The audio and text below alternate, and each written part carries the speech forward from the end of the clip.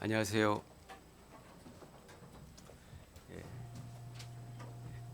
함께 기도 드리겠습니다.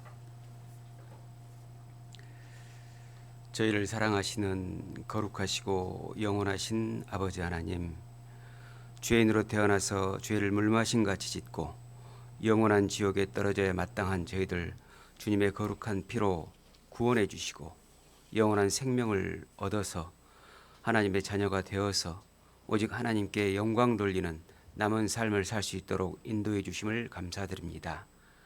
오늘은 주일입니다. 주님의 거룩한 말씀 앞에 나왔습니다. 저희들의 심령을 열어서 오직 하나님의 말씀만이 심길 수 있기를 간절히 기도드립니다.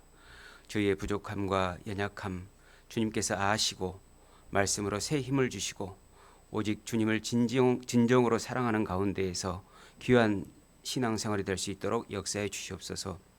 이곳에 혹시 함께하지 못한 분들 계시면 주님께서 일일이 말씀을 생각나게 하시고 교회를 사모하고 교제를 사모할 수 있도록 역사해 주시옵소서. 오늘 모든 말씀의 시종을 하나님께 맡기며 저희를 사랑하시는 예수님 이름으로 기도드립니다. 아멘. 성경 데살로니가전서 5장 펴겠습니다.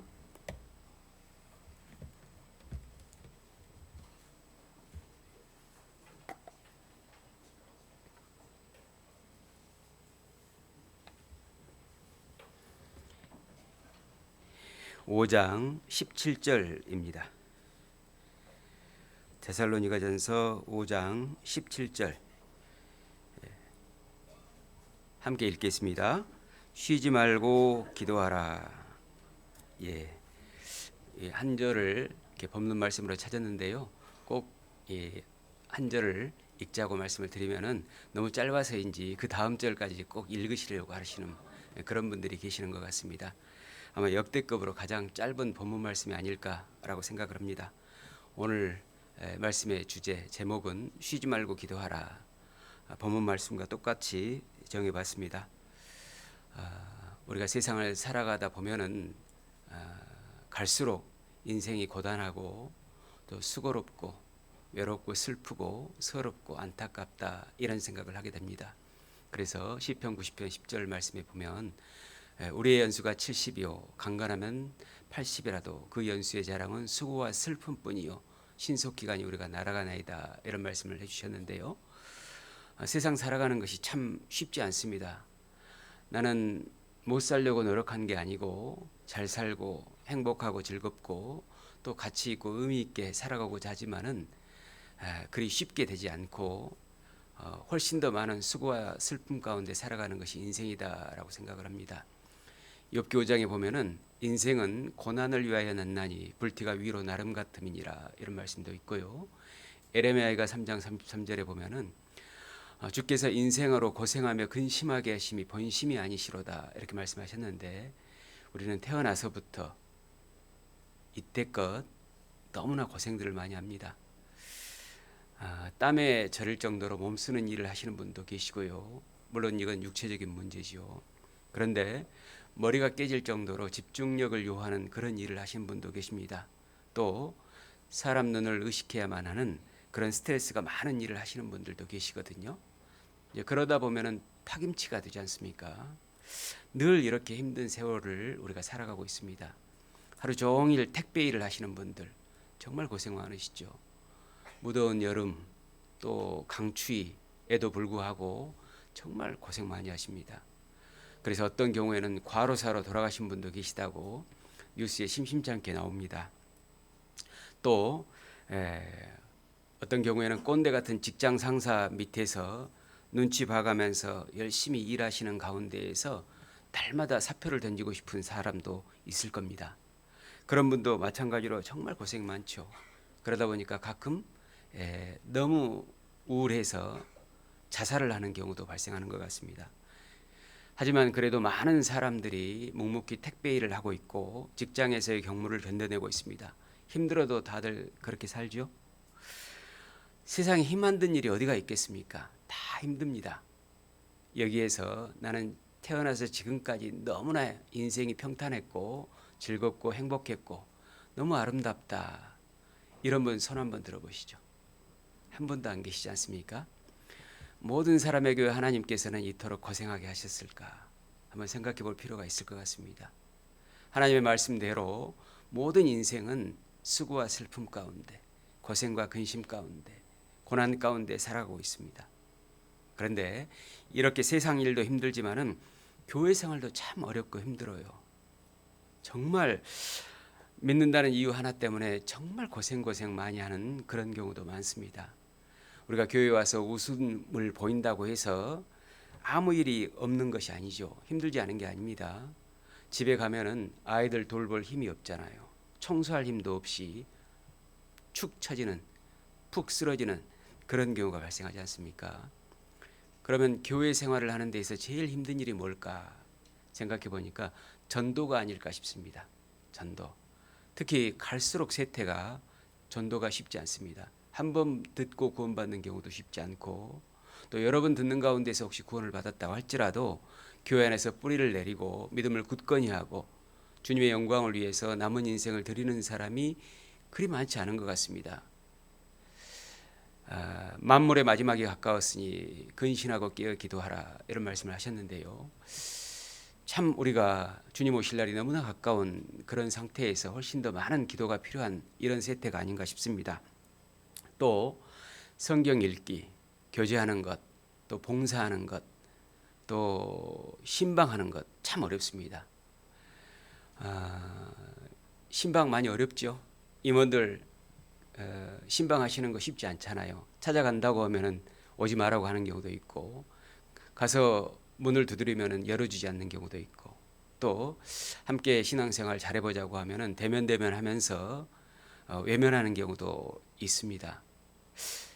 신방을 하시는 임원들, 또 목사님, 전도사님 참 힘듭니다. 그래서 신방을 혹시 받으시는 분들 계시면은 너무 튕기지 마시기 바랍니다. 그렇지 않아도 힘든데 너무 튕기니까 얼마나 코가 빠져가지고 돌아오겠습니까? 그래서 혹시 신앙생활을 열심히 못하시는 것 같으면, 또 혹시 함께 교제하고 싶은 그런 마음이 있으신 분들은 신방 오시는 분들에 대해서 정말 맨발로 뛰어나가는 것처럼 반갑게 맞아주시면 훨씬 더 큰 힘이 될 겁니다. 그런데 이런 일들보다 훨씬 더 힘든 일이 있습니다. 그게 뭐냐면 기도입니다. 기도. 1시간 성경 읽기, 교제하는 것, 봉사하는 것, 전도하는 것 할 수 있거든요. 그런데 1시간 동안 내내 기도하는 것은 훨씬 더 어렵습니다. 그런데 주님께서는 1시간을 쉬지 않고 기도하라고 말씀하신 것이 아니고 평생 쉬지 말고 기도하라, 이렇게 명령을 하신 겁니다. 왜 이런 말씀을 꼭 하셨을까? 기도를 쉬는 게 너무 쉽잖아요. 그렇기 때문에 하나님께서 미리 아시고 쉬지 말고 기도하라, 이렇게 말씀하셨다라고 생각을 합니다. 그렇다면 평생 동안 쉬지 않고 기도하는 게 가능할까? 어떻게 생각하십니까? 가능하니까 주님께서 말씀하신 겁니다. 데살로니가전서 5장 16절 말씀에 보면은 항상 기뻐하라, 그리고 18절에는 범사에 감사하라, 이렇게 말씀하셨거든요. 그리고 그 가운데 쉬지 말고 기도하라, 이 말씀을 하신 겁니다. 그러니까 항상도 범사도 쉬지 말고도 다 같은 의미잖아요. 그러니까 일평생 주님 앞에 갈 때까지 기뻐하라는 겁니다. 그리고 기도하라는 겁니다. 그리고 감사하라는 겁니다. 이것이 신앙생활입니다. 어때요? 신앙생활을 특별하게 생각하셨죠? 그런데 일평생 주님 앞에 설 때까지 우리는 기뻐해야 됩니다. 그리고 기도해야 합니다. 그리고 감사해야 됩니다. 저는 곰곰이 한번 생각을 해봤습니다. 전도, 성경 읽기, 교제, 봉사는 항상 쉬지 않고 범사에 가능하지 않더라고요. 그런데 기도하고 기뻐하고 감사하는 것은 항상 쉬지 않고 범사에 가능하더라고요. 전자의 말씀을 드리는 것은 시간과 기회와 대상이 주어져야만 가능하지만, 후자의 말씀드리는 감사와 기도와 또 기뻐하는 것은 시간과 대상과 기회가 주어지지 않더라도 가능합니다. 왜냐하면 마음으로 하는 거니까요. 전도와 기도, 이런 문제 우리가 중요하게 생각하지만은 왜 그렇게 하라고 하셨는지, 또 어느 때는 항상 하라고 하고 어느 때는 또 때가 기회를 주어지면 하라고 하셨을까? 우리가 깊이 생각을 못 해봤을 것 아닙니까? 그러니까 전도, 성경 읽기, 교제, 봉사는 사람에게 보여지는 것이거든요. 그런데 기뻐하고 기도하고 감사하는 것은 하나님께 보여지는 것입니다. 하나님께서는 항상 쉬지 않고 범사에 우리와 함께 하시기 때문에 우리가 마음만 있으면은 항상 쉬지 않고 범사에 기뻐하고 기도하고 감사할 수 있다는 겁니다.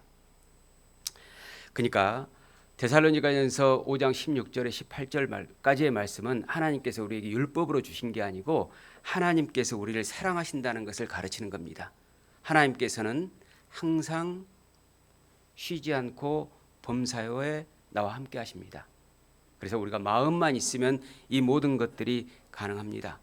쉬지 않는 기도는 하나님을 진정으로 사랑하면 가능하고요. 또 삶의 목적이 오직 하나님께 영광을 돌리기 위한 그런 목적이라면 가능합니다. 그러니까 24시간 365일 내내 주님 뜻대로만 살고자 하는 그런 강한 의지와 또 마음이 있다면 가능합니다. 언제 어디서나 무슨 일이든지 간에 오직 하나님께 모든 걸 여쭙고 사는 삶이라면 가능하다는 겁니다. 우리가 기도를 하다가 쉬는 것 혹은 멈추는 이유가 있는데요. 또 기도를 하지 않고 문제를 해결하려고 하는 그런 이유가 있습니다. 여러 가지가 있을 텐데요. 그중 가장 중요한 이유는 아마 마음의 문제라고 생각을 합니다. 어떤 얘기냐면은 기도를 한다고 해서 당장 눈에 띄게 모든 것들이 상황이 바뀌는 건 아니잖아요. 하나님께서 기도하면 정말 들어주실까? 내 문제가 이렇게 심각한데 누구도 해결할 수 없는 상황인데 앞이 캄캄하고 막막한데 정말 기도하면 하나님께서 이걸 이루어 주실까? 설마 그러실까? 이런 생각이 든다는 겁니다. 그렇다면 하나님께서는 왜 우리가 기도할 때마다 즉각적으로 응답을 해주지 않을까? 생각해 보신 적. 여러분 어떠세요? 문제가 있을 때마다 기도하면 당장 문제가 풀어지던가요? 그런 경우는 거의 없지 않습니까? 물론 그런 경우도 있을 수 있죠. 그렇지만은 거의 그런 일은 없다는 겁니다. 왜 하나님께서는 우리가 기도할 때마다 즉각 들어주지 않으실까? 그 이유가 저는 이렇게 생각을 해봤습니다. 지금 당장 필요 없기 때문에 하나님께서 들어주지 않는다. 첫 번째 이유고요. 두 번째 이유는요. 내가 원하는 것을 하나님께서 당장 들어주면은 우리가 하나님께 대한 간절함이 약해지더라는 것이죠. 그리고 세 번째는 먼저 기도의 응답을 받기 전에 주님 뜻에 순종해 보라는 겁니다. 마태복음 6장 33절에 있는 대로 너희는 먼저 그의 나라와 그의 의를 구하라. 그리하면 이 모든 것을 너희에게 더하시리라. 이렇게 말씀하셨는데 우리는 하나님께서 뭔가 들어주면 내가 잘할 걸로 이렇게 생각하는 경우가 많지 않습니까? 그러나 하나님께서는 네가 먼저 순종해 보라는 겁니다. 왜 하나님께서는 우리에게 먼저 순종을 하라고 하셨을까? 하나님이니까. 그리고 우리는 하나님의 피조물 그리고 하나님의 자녀이니까. 그리고 하나님께서는 사실 우리에게 먼저 순종하신 겁니다. 인자에 온 것은 섬김을 받으려 함이 아니라 도리어 섬기려 하고 자기 목숨을 많은 사람의 대속물로 주려 하심이라. 이렇게 말씀하셨지 않습니까? 하나님께서는 사실 우리의 죄를 위해서 하나님께 먼저 순종하신 분입니다. 예수님께서는 십자가에 피 흘리셔서 돌아가심으로 말미암아 우리에게 모든 짐을 해결해 주셨습니다. 그리고 하나님께 온전히 순종하신 분입니다. 우리를 위해서 목숨을 버리신 분입니다. 하나님은 사실 우리에게 더 이상 안 주셔도 되는 거죠. 그런데 우리는 하나님께 기도하는 가운데서 받으려고 하는 그런 마음을 가지고 신앙생활을 할 수 있다는 겁니다. 사람들은 즉각적인 보상이 아니면 쉽게 행동하려고 하지 않는 그런 본성을 가지고 있습니다. 그러다 보면은 금방 지치거든요. 오늘 공부를 열심히 한다고 해서 운동을 열심히 한다고 해서 내일 당장 실력이 나아지진 않잖아요. 하지만 극소수의 사람들은 미래를 내다보고 꾸준히 참고 견뎌가면서 해야 할 일에 최선을 다하고 있다는 겁니다. 이것이 성공의 지혜더라고요. 이걸 어렸을 때 진작 알았어야 되는데 저는 늦음하게 한 것 같습니다. 정말 우리는 성공하고 싶어 하지 않습니까? 세상에서도 그렇고 또 신앙생활에 있어서도 그렇고 성공하고 싶어 합니다. 그런데 성공하지 못한 이유가 당장의 문제를 해결하려고 하는 조급증 때문에 그럴 수 있다는 겁니다. 묵묵히 참고 기다리는 가운데서 내가 할 일에 최선을 다하고 있는지가 중요한데, 그걸 하지 않고 내가 하나님께 기도해서 당장의 문제를 해결하려고 하는 그런 마음이 있기 때문에 신앙생활이 참 어렵다고 느끼고 하나님께 대해서 원망과 불평, 이런 마음이 올라오더라는 겁니다. 인생의 지혜는 지금 당장 변화가 없어도 정말 중요한 것이면, 그리고 진정한 가치와 의미를 나에게 주는 것이라면 꾸준히 지속하고 기다리는 겁니다. 주님께서는 우리에게 즉각적인 보상이 있어서가 아니라 주님의 뜻이면 하라는 겁니다. 내가 좋아서 하라는 게 아니고 주님이 신이면 하라는 겁니다. 주님이 아버지시면 하라는 겁니다. 주님을 진정으로 사랑한다면은 그 자체로서 의미를 가지고 하나님께서 말씀하신 것을 해보라는 겁니다. 그래서 구원받고 진정으로 주님을 사랑해야만 기도를 할 수 있습니다. 주님의 영광을 자기 인생의 가치로 삼는 사람만 쉬지 않고 기도할 수 있는 겁니다. 그리고 기도하면서 기다릴 수 있어요. 참고 기다립니다. 지금 자신이 기도에 인색한 건 주님의 자기의 전부가 아니기 때문일 겁니다. 주님의 영광보다는 자기 자신의 영광을 위해서 살아가는 마음이 강하기 때문에 기도가 쉽지 않을 겁니다. 그리고 기도를 하면서도 멈춰버립니다. 기도를 포기합니다. 오늘 쉬지 말고 기도하라 첫 번째 내용, 쉬지 말고 기도해야 하는 이유를 말씀을 드리겠습니다. 결론적으로 먼저 말씀을 드리면요, 하나님을 기뻐하고 감사하기 위해서 쉬지 말고 기도해야 합니다. 좀 이상하죠? 우리가 기도를 쉬지 않고 하는 이유는 내가 원하는 것을 하나님께서 들어주도록 하기 위해서 우리가 하나님께 기도한다고 생각을 했는데, 하나님을 기뻐하고 감사하기 위해서 기도한다는 겁니다. 그 기쁨과 감사로 진정한 평안을 얻는 것, 이것이 쉬지 말고 기도하는 가운데의 목적입니다. 데살로니가전서 5장 16절부터 18절입니다. 그런데 물을 안 주신 것 같죠? 물을 원래 안 주신가요? 데살로니가전서 5장 16절로 18절입니다. 같이 한번 읽어볼까요? 항상 기뻐하라, 쉬지 말고 기도하라, 범사에 감사하라. 이는 그리스도 예수 안에서 너희를 향하신 하나님의 뜻이니라. 그러니까 항상 기뻐하는 것과 범사에 감사하는 것 사이에 쉬지 말고 기도하라, 이 말씀이 있잖아요. 그러니까 주님께 쉬지 않고 기도하는 것이 아주 중요하다는 겁니다. 주님께 쉬지 않고 기도하는 자에게만 기쁨과 감사가 주어진다는 것이죠. 이게 기도하는 자의 특권입니다. 우리가 기도하는 이유 알았죠? 항상 기뻐할 수 있고 항상 주님께 감사할 수 있기 때문에 기도한다는 겁니다. 그러니까 자기의 유익을 위해서 기도한 게 아니었죠. 하나님을 위해서 기도하고 있는 겁니다. 지금 자기 자신에게 하나님에 대해서 기쁨이 없거나 하나님께 감사가 없고 평안도 없고 행복도 없고 가치와 의미도 느껴지지 않는다는 것은 주님께 기도를 소홀히 하고 있기 때문이다라고 할 수 있겠죠. 주님을 진정으로 나의 주인으로 인정하지 않고 있기 때문에 그렇습니다. 주님만을 의지하지 않기 때문에 그렇습니다. 오직 주님의 영광만을 위해서 살아가지 않기 때문에 그렇다는 겁니다. 다시 말해서 하나님을 믿는다고 하면서 진짜는 못 믿는 거죠.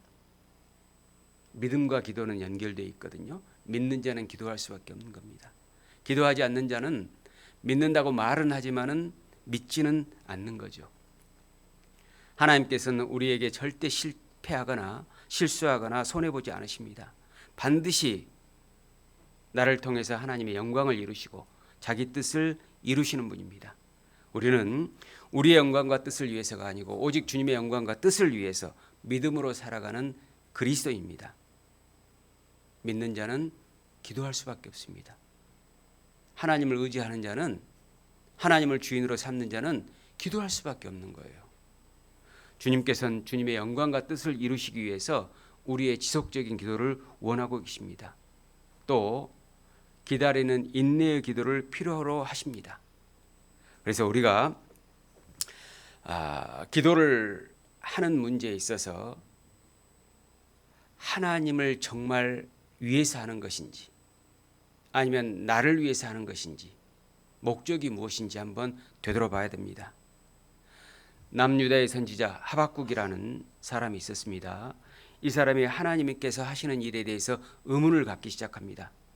아수르가 패망을 하니까 남유다 사람들이 지세상을 만난 것처럼 마음대로 살았던 겁니다. 그러자 하박국은 의문을 가졌습니다. 하나님을 의지하지 않고 오직 우상 숭배에 빠져 있는 그들을 하나님이 내버려 두신다고 생각을 한 겁니다. 그래서 하나님께 여쭤봅니다. 하나님, 어찌 이럴 수가 있습니까? 어찌 가만히 계십니까? 그럽니다. 그러자 하나님께서 이렇게 대답을 하시죠. 내가 가만히 있는 것이 아니다. 그들을 향해서 내가 회개할 수 있도록 기회를 주는 것이다. 하나님께서는 우리가 죄를 지을 때마다 당장 벌하지 않으시잖아요. 왜 그런지 아십니까? 하나님께서 안 계셔서 그런 게 아니고 우리가 스스로 돌이킬 수 있도록 기회를 주는 겁니다. 왜 우리에게 스스로 돌이킬 수 있도록 기회를 주셨을까? 역사 속에서 늘 하나님은 왜 그렇게 하실까? 그리고 우리의 삶 속에서도 왜 그렇게 하실까? 생각해 보신 적? 사랑하시기 때문에 그렇습니다. 사랑은 강요에 의해서 바뀌는 것보다도 스스로가 돌이켜서 바뀌는 걸 원하거든요. 하나님께서는 남유다 사람들에게 스스로가 돌이킬 수 있도록 회개의 기회를 줬는데 하박국 선지자는 잠깐 오해했던 겁니다. 그리고 하나님께서는 하박국 선지자에게 이렇게 얘기를 합니다. 그들에게 회개의 기회를 줬지만은 남유다 사람들이 끝까지 회개하지 않고 돌이키지 않으면은 바벨론을 들어서 심판할 것이다. 이렇게 말씀을 하십니다. 그러자 하박국 선지자는 또 의문을 갖습니다. 하나님, 어찌 이방 나라 바벨론이 하나님의 선택하신 민족을 심판할 수 있단 말입니까? 이에 대해서 하나님께서는 바벨론이 심판하는 게 아니다. 바벨론은 나의 심판의 도구일 뿐이다. 결국엔 그놈들도 다 나의 심판을 받을 거다. 이렇게 말씀을 하시면서 의인은 믿음으로 말미암아 살리라 이 말씀을 가르치십니다. 여러분, 의문이 있어도 의심이 있어도 이해되지 않아도 답이 없는 것 같아도 끝까지 기도해야 됩니다. 하나님이잖아요. 우리의 생각으로 우리의 지혜로 하나님을 다 할 수는 없잖아요. 여러분이 생각해서 계산해서 정리가 되면은 하나님에 대해서 가둬버립니다. 하나님이 우리의 생각에 갇혀 계실 분이 아니잖아요. 우리의 지혜 속에서 갇혀 계실 분이 아니잖아요. 그런데 우리가 나름대로 정리를 해 놓으면은 하나님을 그 안에 가둔다는 겁니다. 그건 믿음으로 사는 그리스도인이 아닙니다. 의인의 태도가 아닙니다. 하박국서 2장 4절에 의인은 믿음으로 말미암아 살리라. 오늘날로 바꾸면은 그리스도인은 믿음으로 말미암아 살리라 그 말씀과 같습니다. 믿음으로 말미암아 살리라 이 말씀은 어떤 경우에도 하나님만 의지해야 한다는 겁니다. 어떤 경우에도 하나님께 기도해야 합니다. 하박국서 2장 4절에 이 말씀을 신약성경에서 바울 사도는 3번을 인용하거든요. 첫 번째 로마서 1장 17절에 복음에 대해서 말씀하시면서 복음에는 하나님의 의가 나타나서 믿음으로 믿음에 이르게 하나니 의인은 믿음으로 말미암아 살리라 이 말씀을 하시거든요. 그러니까 복음을 믿음으로 구원받는다 이런 의미죠. 그리고 갈라디아서 3장 11절에는 율법에 대해서 말씀하시면서 신앙생활에 대해서 말씀하시면서 의인은 믿음으로 살아야 될 것을 말씀하십니다. 그리고 히브리서 10장 38절에는 고난에 대해서 말씀하시면서 의인은 믿음으로 말미암아 살리라 이 말씀을 하시거든요. 그러니까 이 세 가지 사도 바울의 인용 구절을 통해서 우리가 알 수 있는 것이 뭐냐? 구원과 신앙과 고난 이 모든 문제는 믿음으로 이겨내는 겁니다. 기도하는 가운데 이겨낸다 그 말입니다. 놀랍게도 그 세 가지 내용을 통해서 구원부터 신앙까지 그리고 우리 삶의 모든 문제 해결책까지 다 나와 있다는 겁니다. 그게 뭐냐면 믿음으로 사는 겁니다. 그러한 마음을 가졌을 때에 그때 기도를 할 수 있는 겁니다. 그리고 그때 우리는 기뻐할 수 있는 겁니다. 그리고 그때 우리는 하나님께 감사할 수 있다는 겁니다. 하박국서 2장 4절에서 의인은 믿음으로 말미암아 살리라 이 말씀을 하박국 선지자는 듣고 3장에서 그 결과를 얘기하거든요. 어떤 내용인지 잘 아실 겁니다. 무화과 나무가 무성치 못하고 포도나무에 열매가 없고 감람나무에 소출이 없고 밭에 식물이 없고 우리의 양이 없고 외양간에 소가 없을지라도 나는 여호와를 인하여 즐거워하며 나의 구원의 하나님을 인하여 기뻐하리로다. 하박국 선지자는 그 전까지만 해도 전혀 그런 마음이 없었는데 기쁨과 즐거움이 생겼다는 겁니다. 그 가운데 뭐가 있다고 했죠? 의인은 믿음으로 말미암아 살리라. 우리가 시작할 때 읽었던 데살로니가전서 5장 16절로 18절까지의 말씀과 비슷한 내용이잖아요. 성경의 원리가 늘 그렇습니다. 여러분의 인생에 있어서 신앙에 있어서 즐거움과 행복이 없는 이유가 오늘 말씀을 통해서 나와 있다는 겁니다. 여러분이 세상에서 많은 사람들이 가진 것을 못 가졌기 때문이 아니고 내가 마음먹은 대로 일이 착착 풀리지 않았기 때문이 아니고 기도하지 않기 때문에 기쁨과 감사가 없고 그 기쁨과 감사를 통해서 평안을 얻어야 되는데 그렇지 못했다는 겁니다. 우리가 소홀히 여길 수 있는 것이 바로 기도입니다. 기도. 우리는 막막한 상황에 언제든지 처할 수 있습니다. 이쯤 되면은 이제 신앙생활도 할 만하다. 이쯤 되면은 세상도 내가 살아갈 만하다. 그때 반드시 하나님께서는 깜깜한 터널을 지나게 하신다는 겁니다. 왜? 기도하라고요. 의인은 믿음으로 살도록 하기 위해서 그렇습니다. 하나님의 섭리입니다. 하나님의 우리의 사랑의 마음입니다. 데살로니가전서는 5장까지 있거든요. 근데 그 5장까지에서 모든 내용에서 가장 중요하게 여기는 것이 기도입니다. 1장부터 3장까지의 내용은 각 장 끝절마다 예수님께서 재림하신다는 내용이 들어가 있거든요. 그리고 4장에서는 재림의 상황을 자세히 설명을 해주시면서 거룩한 삶을 살아야 될 걸 말씀하십니다. 그리고 5장에서 재림 시대의 그리스도인에게 가장 중요한 것이 뭔지를 말씀해 주셨는데 바로 항상 기뻐하라, 쉬지 말고 기도하라, 범사에 감사하랍니다. 우리 시대는 주님 오실 날이 너무나 가까웠죠. 그럼 여러분 지금 뭐 하고 계십니까? 항상 기뻐하십니까?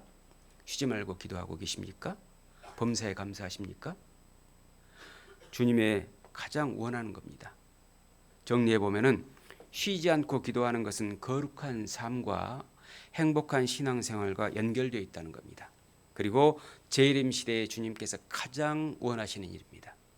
우리 시대에 가장 원하시는 일, 가장 기뻐하시는 일이 바로 쉬지 말고 기도하라라고 할 수 있는 것이죠. 쉬지 말고 기도하라 이 말씀을 조금 부연해서 설명을 드리겠습니다. 이 말씀은 365일 24시간 내내 1분 1초도 쉬지 말고 기도하라 그런 말씀일까요? 그런 말씀 아니겠죠.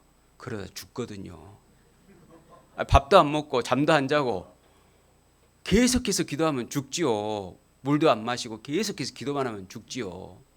그런 말씀이 아닙니다. 데살로니가전서 5장 18절에 쉬지 말고 기도하라는 그 말씀을 풀어서 설명해 주는 내용이 있습니다. 이해할 수 있는 단어가 있습니다. 바로 범사입니다. 모든 일마다 어떤 경우에든 하나님께 기도하라는 말씀이죠. 그러니까 식사기도 해야 되겠어요? 안 해야 되겠어요? 해야겠죠. 또 무슨 일이 일어났을 때 기도해야겠죠. 또 몸이 아플 때도 기도해야겠죠. 또 누구를 만날 때도 기도해야 될 겁니다. 여러분 누군가 약속을 잡을 때에 그냥 약속 잡습니까? 아니면 이 사람을 만날 사람이다 안 만날 사람이다 생각해 보십니까? 생각 안 해보잖아요.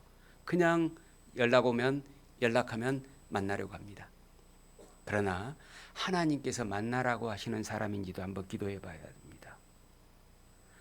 직장을 선택할 때도 학교를 선택할 때도 이사를 할 때에도 그때마다 우리는 기도해야 합니다. 또 죄가 올라올 때도 기도해야 됩니다. 우리는 감정적인 영향을 많이 받기 때문에 죄가 올라오면 쉽게 분을 내고 화를 내고 잘못된 행동을 하기가 십상입니다. 근데 그때 기도해야 합니다. 그리고 마음이 무너지는 경우도 있을 거 아닙니까? 정말 심장이 철렁 내려앉고 아무것도 할 수 없는 힘이 나지 않는 그런 때도 있지 않겠습니까? 그럴 때도 우리는 넋놓고 있지 말고 기도하라는 겁니다. 돈이 없어서 또는 건강 문제로 인해서 고민일 때도 기도하라는 겁니다. 누군가에게 핍박을 받을 때에도, 누군가에게 오해를 받을 때에도. 여러분, 인생은 누군가에게 이해를 받는 경우보다는 오해를 받는 경우가 훨씬 많은 것 같습니다. 왜? 사람은 사람을 다 알지 못하거든요.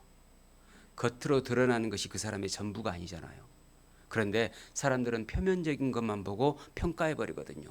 그러니까 오해가 많을 수밖에 없는 겁니다.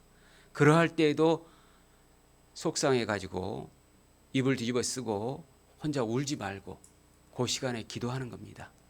주님, 제가 오해를 받습니다. 제가 정말 마음이 무너집니다. 솔직하게 한번 주님께 토해내 보라는 겁니다. 주님은 내 마음 다 아십니다. 우리는 어떠한 일에도 모든 일에 하나님께 기도해야 합니다. 그것이 바로 주님의 자녀입니다. 하나님을 주인으로 인정하는 삶입니다. 우리가 주님 주님 그러는데 주인이라는 뜻이잖아요. 그런데 정작 살아가는 인생을 보면은 내가 주인이에요. 내가 결정해요. 내가 생각해요. 내가 마음 먹어요. 나의 유익을 위해서 살아요.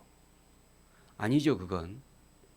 주님은 나를 핏값으로 사셨습니다. 나는 이제 주님 것입니다. 주님이 다 책임지신다는 걸 아셔야 됩니다. 여러분, 주님을 주인으로 모시는 것이 부담스럽습니까? 그렇지 않습니다. 주님을 주인으로 모신다는 것은 내가 종이나 노예가 된다는 측면보다 더 중요한 의미가 있습니다. 어떤 의미냐면요, 주인이 모든 걸 책임지는 겁니다.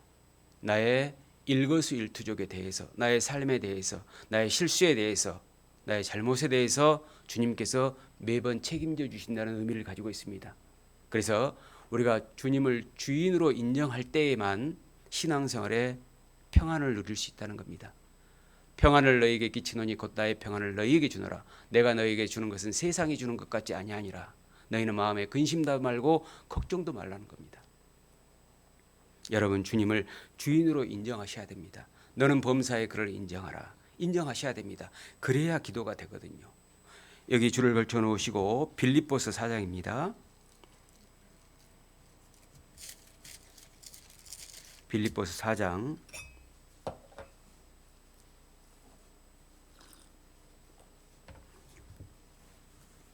4절입니다.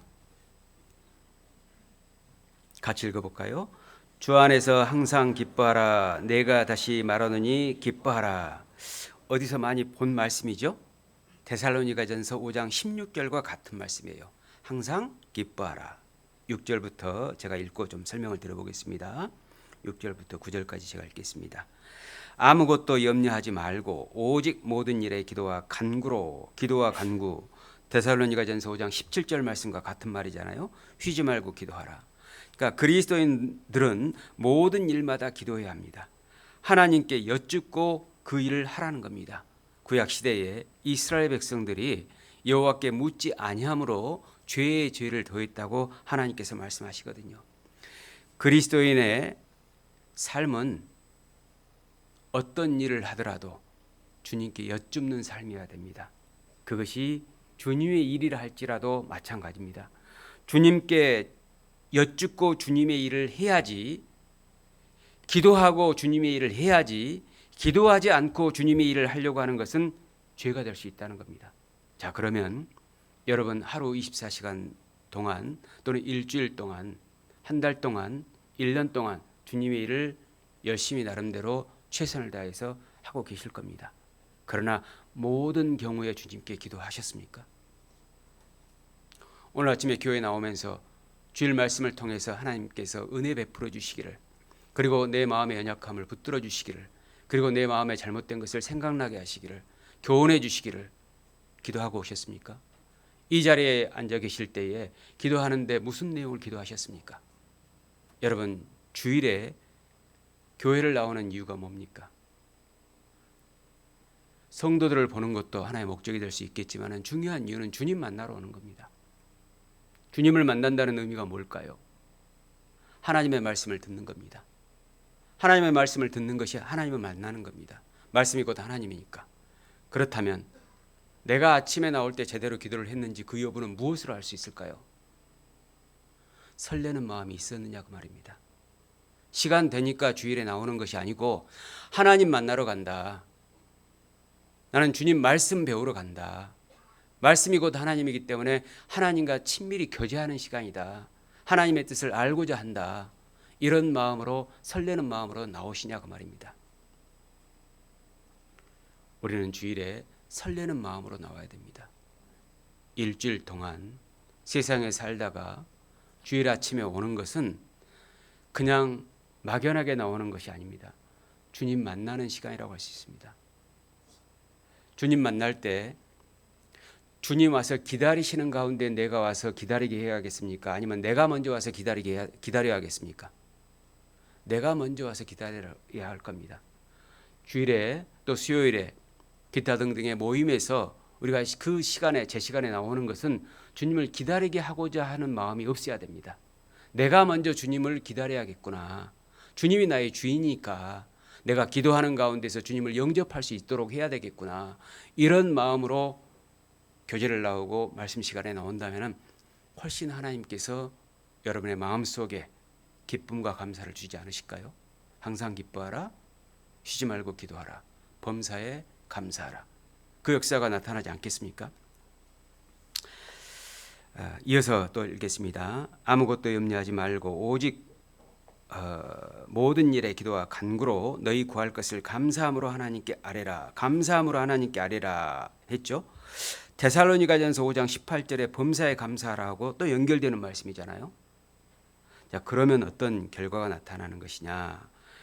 7절입니다. 그리하면 모든 지각에 뛰어난 하나님의 평강이 그리스도 예수 안에서 너희 마음과 생각을 지키시리라.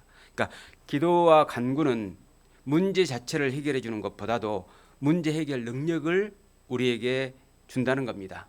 관점의 변화를 주는 힘이 있다는 겁니다. 같은 문제인데도요, 정말 간절히 주님께 기도하고 나면은 다르게 보이잖아요. 육신의 눈으로 봤던 것이 영적인 눈으로 바뀌어 있더라는 겁니다. 이건 놀라운 기적이지 않습니까? 8절입니다. 종말로 형제들아 무엇에든지 참되며 무엇에든지 경건하며 무엇에든지 오르며 무엇에든지 정결하며 무엇에든지 사랑할 만하며 무엇에든지 칭찬할 만하며 무슨 덕이 있든지 무슨 기름이 있든지 이것들을 앞에 4절로 7절의 모든 것들이죠. 항상 기뻐하는 것, 기도하는 것, 감사하는 것, 이걸 다 포함한 겁니다. 그런데 우리는 오늘 쉬지 말고 기도하라가 주제이기 때문에 기도만 생각하겠습니다. 이것들을 생각하라. 그러니까 기도라고 하는 것은 거룩한 삶과 연결되어 있다는 걸 알 수 있다는 겁니다. 그러니까 우리가 하나님 앞에 온전한 신앙생활을 하지 못하는 이유, 죄에 쉽게 빠지고 넘어지는 것은 기도를 소홀히 하고 있기 때문이다라고 하는 겁니다. 아니 목사님 저는 기도하는데요. 그런데 주님을 진정으로 주인으로 알고 기도하냐 그 말입니다. 그리고 주님의 영광을 위해서 기도하냐 그 말입니다. 주님을 사랑하고 주님의 뜻을 위해서 주님의 목적이 이루어지기 위한 기도를 하고 있냐 그 말입니다. 쉬지 말고 9절입니다. 너희는 내게 배우고 받고 듣고 본 바를 행하라. 그러니까 앞의 내용입니다. 기뻐하는 것, 기도하는 것, 감사하는 것입니다. 그리하면 같이 읽겠습니다. 평강의 하나님이 너희와 함께 계시리라. 7절에서는 하나님의 평강이 있을 것을, 또 9절에서는 평강의 하나님이 계실 것을 말씀하셨잖아요. 그러니까 하나님과 평강은 같은 말입니다. 그러니까 평강하지 않다, 하나님이 그 안에 안 계시다는 거죠. 평강하다, 하나님이 그 안에 계시다는 겁니다. 하나님은 불안한 분이 아니거든요. 내가 불안해하는 이유는 하나님을 내 그 마음의 자리에서 빼놨기 때문에 그렇습니다. 하나님이 들어와 계시면은 절대 불안할 리가 없다는 것이죠. 그러니까 기도하고 거룩하고 평강과 하나님은 아주 밀접하게 연결되어 있는 겁니다. 그러니까 기도해야 하나님과 함께하고 있는 겁니다. 다시 데살로니가전서 5장으로 넘어가 보겠습니다. 5장 15절입니다. 15절 같이 읽어보죠. 삼가 누가 누구에게든지 악으로 악을 갚지 말게 하고 오직 피차 대하든지 모든 사람을 대하든지 항상 선을 조처라. 항상 선하게 살 것을, 선을 따를 것을 말씀하셨잖아요. 그러면서 이후의 말씀이 기뻐하라, 기도하라, 감사하라가 나오는 겁니다. 결국 그리스도인의 선이 뭡니까? 여러분, 그리스도인은 신앙생활을 올바로 해야 되죠. 선하게 살아야 되죠. 착하게 살아야 되죠. 그게 뭐냐면은 기도를 중심에 두고 기쁨과 감사의 삶을 사는 것이 선입니다. 우리는 도덕적으로 착하게 사는 게 아닙니다. 세상 사람들과 같이 세상의 정의를 위해서 살아가는 사람들이 아니다 그 말입니다. 하나님의 선은 뭐냐면은 기도를 중심에 두고 기쁨과 감사의 삶을 사는 것이 선입니다. 그랬을 때 평강이 주어지는 겁니다. 23절입니다. 23절 24절 평강의 하나님이 친히 너희로 온전히 거룩하게 하시고 또 너희 온 영과 혼과 몸이 우리 주 예수 그리스도 강림하실 때에 흠없게 보존되기를 원하노라. 너희를 부르시는 일은 미쁘시니 그가 또한 이루시리라. 자, 이 말씀을 보면은 거룩하게 되는 일, 보존되는 일이 우리의 노력만으로 되는 게 아니라는 걸 알 수 있습니다. 이건 하나님께서 하시는 일이에요. 그러니까 내가 거룩하게 살아가는 것도 하나님께서 해주셔야 됩니다. 또 올바로 온전히 보존되는 것도 하나님께서 해주셔야 됩니다. 수동태로 돼 있잖아요. 온전히 거룩하게 하시고 하나님께서 하시는 일이죠. 흠없게 보존되기를 원하노라 하나님께서 하시는 일입니다. 그래서 기도가 필요한 거죠. 하나님께서 해주시는 때는 언제냐? 우리가 기도할 때입니다. 그것이 바로 하나님을 의지하는 겁니다. 그것이 바로 믿음으로 살아가는 겁니다. 시편 37편을 보겠습니다. 시편 37편 3절입니다.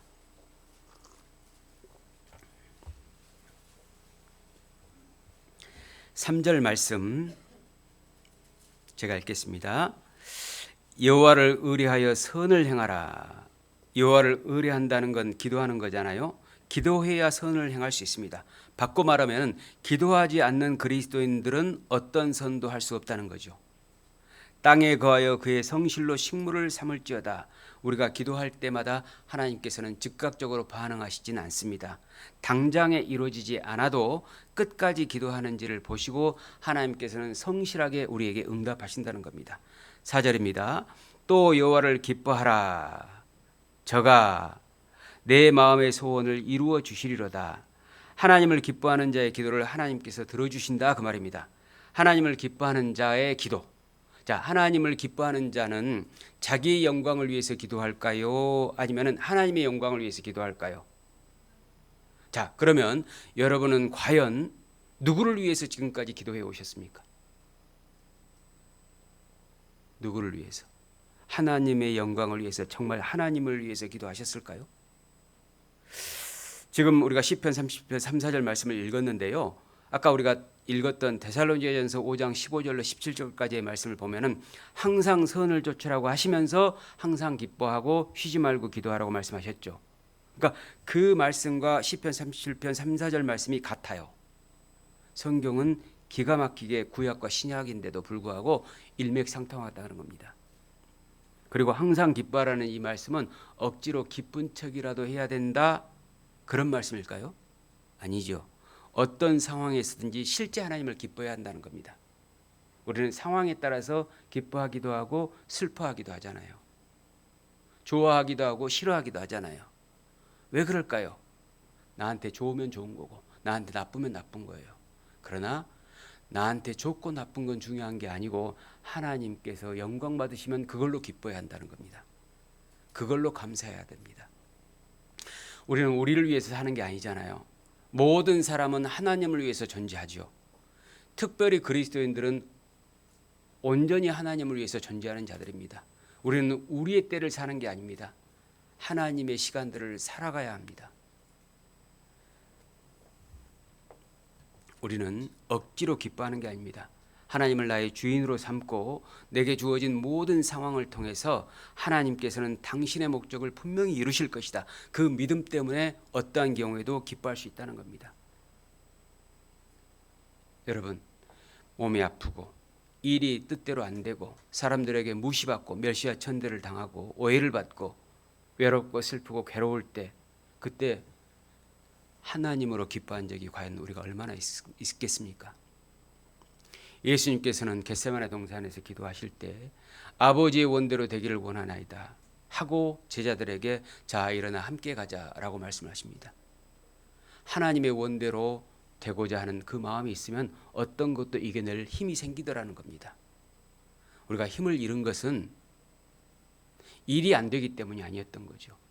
하나님의 영광을 위해서 우리가 기도하지 않고 살았기 때문에 그렇다라고 하는 겁니다. 시편 37편 5절입니다. 너의 길을 여호와께 맡기라. 저를 의지하면 저가 이루시고, 맡기고 의지하는 것은 기도하는 거잖아요. 이건 다윗의 기도인데요. 다윗은 쉬지 않고 기도하는 것이 얼마나 중요한지를 지금 강조하고 있는 겁니다. 다윗은 체험을 통해서 하나님께 기도하는 것을 아주 중요시 여겼던 대표적인 인물이라고 할 수 있습니다. 7절입니다. 7절은 같이 읽겠습니다. 여호와 앞에 잠잠하고 참아 기다리라. 자기 길이 형통하며 악한 꾀를 이루는 자를 인하여 불평하여 말지어다. 또 기도하고 계속 기다리는 것은 기도 몇 번 하고 이루어지지 않으니까 원망과 불평을 쏟아내는 게 아닙니다. 그건 하나님을 제대로 믿는 게 아니잖아요. 우리는 기도의 결과보다는 쉬지 않고 기도하는 과정에 중점을 두고 기다려야 합니다. 결국 하나님의 뜻대로 이루어질 거라는 그 믿음으로 우리는 기다려야 합니다. 기다림은 우리 그리스도인들에게 아주 중요한 덕목입니다. 왜 기다림이 그토록 중요할까? 왜냐하면 나는 신이 아니잖아요. 하나님을 신으로 인정해야 기다릴 수 있습니다. 그리고 기다림은 사랑해야 할 수 있거든요. 사랑하지 않으면 안 되면 금방 도망갑니다. 금방 안 나와버립니다. 금방 외면해 버립니다. 금방 원망과 불평을 쏟아냅니다. 그러나 진짜 사랑하면 계속해서 기다려줍니다.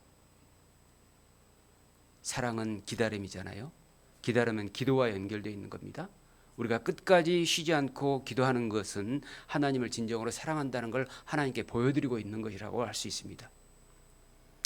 그리고 두 번째는요, 구약에서 쉬지 않고 기도했던 대표적인 인물 사무엘을 통해서 쉬지 않는 기도가 얼마나 중요한지, 또 무엇을 위해서 기도해야 되는지를 좀 살펴보겠습니다. 사무엘상 12장입니다. 사무엘상 12장 23절 24절입니다. 23절 24절 사무엘상 12장 23절 24절입니다. 제가 읽겠습니다. 나는 사무엘이 말하는 겁니다. 너희를 위하여 이스라엘 백성을 위하여 기도하기를 쉬는 죄를 여호와 앞에 결단코 범치 아니하고 선하고 의로운 도로 너희를 가르칠 것인즉 너희는 여호와께서 너희를 위하여 행하신 그 큰 일을 생각하여 오직 그를 경외하며 너희의 마음을 다하여 진실이 섬기라.